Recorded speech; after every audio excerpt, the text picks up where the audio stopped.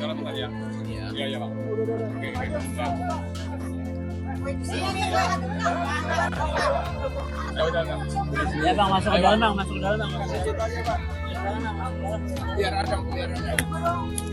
Hari ini sidang gugatan cerai yang kami ajukan sejak tanggal 12 September kemarin tadi sidangkan.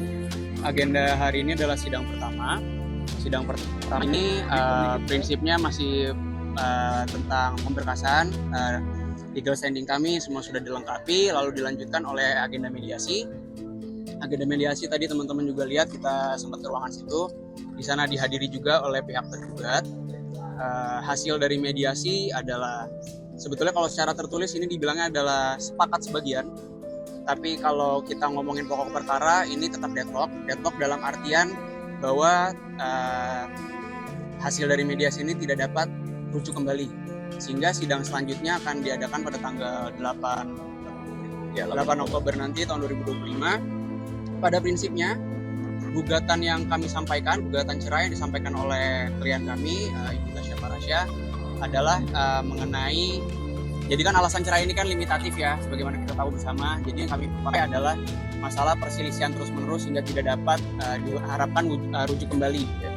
Di sini udah banyak berita ya yang bertebaran di luar sana, ada isu-isu yang bertebaran di luar sana, jadi mungkin ini dapat kami luruskan.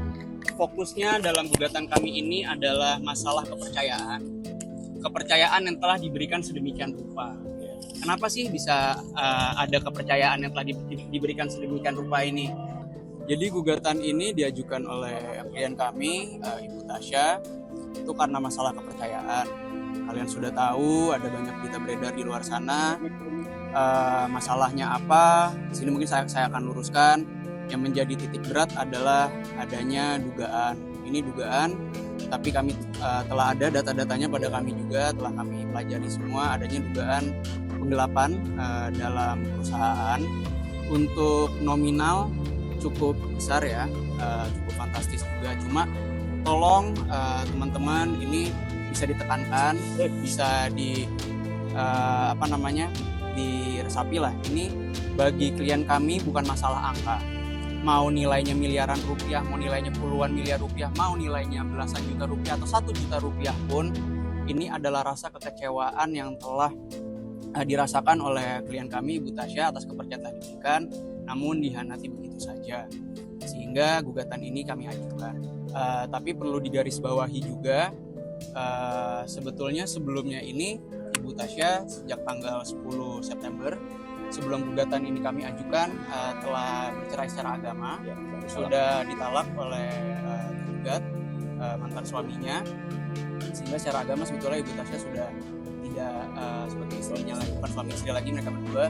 Dan juga pada saat ini, bahkan sebelum gugatan diajukan, Ibu Tasya dengan mantan suaminya telah pisah rumah, jadi saat ini sudah tidak tinggal serumah. Selanjutnya masalah nafkah, sebetulnya ini bukan kalau dari Ibu Tasya sendiri bukan masalah karena ia tidak dinafkahi, tapi kembali lagi titik beratnya dalam masalah kepercayaan. Sehingga ya inilah kita sekarang bergulir di sini, proses masih berjalan.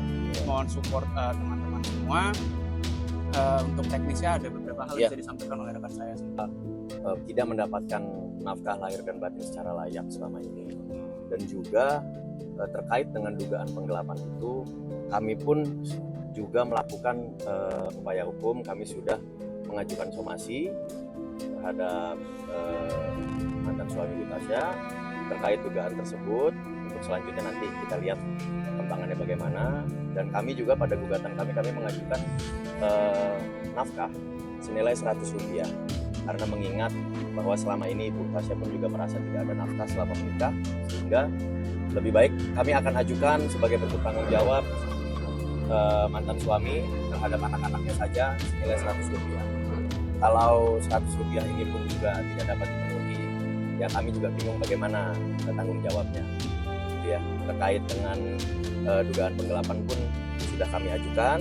Nanti kami pun juga sudah mempersiapkan bukti-bukti, mempersiapkan dokumen-dokumen untuk upaya hukum selanjutnya, yaitu melaporkan ke pihak polisi. Dalam mediasi ini adalah sepakat sebagian. Iya. Sepakat sebagian dalam artian ada yang disepakati di dalam tadi hak asuh anak ini sudah disepakati jatuh kepada klien kami Ibu Tasya. Jadi tidak dipermasalahkan nantinya, karena juga sebetulnya gugatan yang kami ajukan ini sifatnya tuh lebih kepada untuk perceraiannya, kami tidak ada minta harta gono ini, terus hak asuh anak juga karena sudah dipenuhi. Jadi kita kedepannya akan fokus masalah pembuktian dari dalil-dalil yang kami sampaikan, dalil gugatan yang kami sampaikan. Apa yang kami sampaikan akan kami buktikan nanti pada proses persidangan selanjutnya. Dan tadi juga untuk timeline sudah disampaikan oleh Majelis Hakim. Sidang selanjutnya 8 Oktober itu untuk menyampaikan apakah ini mediasi deadlock atau tidak, karena kan memang kita juga tahu sama-sama mediasi ini adalah suatu kewajiban atau sebuah kewajiban diatur oleh undang-undang, harus dilewati. Sudah kami jalani berdua, prinsipal hadir, baik juga maupun tergugat, hasilnya sudah ada, sepakat sebagian. Iya. Selanjutnya tanggal 8 nanti adalah untuk memberitahukan secara formal bahwa mediasi ini udah ada hasilnya. Lanjutnya nanti jawaban dari pihak tergugat itu ada pada tanggal 10 Oktober, nanti bergulir aja. Selanjutnya ada replik, dan pembuktian. Ini kan isu ya. Yeah. Ini ada banyak lah memang yang nggak bisa kami pungkiri, juga kami dengar desas-desus itu. Masalah orang ketiga tidak kami ajukan di sini, tidak kami taruh dalam dalil gugatan karena kami sendiri tidak pegang bukti bukti yang konkret. Jadi kalau memang itu ada di luar sana, berita itu di luar sana, mungkin teman-teman secara langsung melihat ya itu silakan kalian lah, mungkin teman-teman yang bisa menilai sendiri. Cuma dari kami fokus terhadap rasa kepercayaan. Bang udah nggak dinafkahin nanti sama lahir? Wah, kalau itu sih terlalu private ya terkait itu. Tapi apabila tidak dinafkahi itu memang sejak awal. Jadi memang kami minta tolong sama teman-teman juga supaya mengetahui bahwa memang Bu Tasya ini kan dalam keadaan tekanan batin yang luar biasa. Biar menjadi jelas, kami klarifikasi terkait isu pihak ketiga, terkait hal-hal yang lain yang ramai di media pun itu ini kami luruskan semua. Terkait pihak ketiga tidak ada menjadi dasar gugatan kami. Ini nanti mungkin kalian tahu kan Bu Tasya ini kan public figure, apa yang ia lakukan mungkin akan di-share juga. Ya, ini dalam waktu dekat besok Ibu Tasya ini akan pergi keluar untuk apa? Ini tolong jangan diprintir. Ya. Ini Ibu Tasya udah ada kerjaan dari lama yang diambil. Itu dari sebelum adanya gugatan yang diajukan.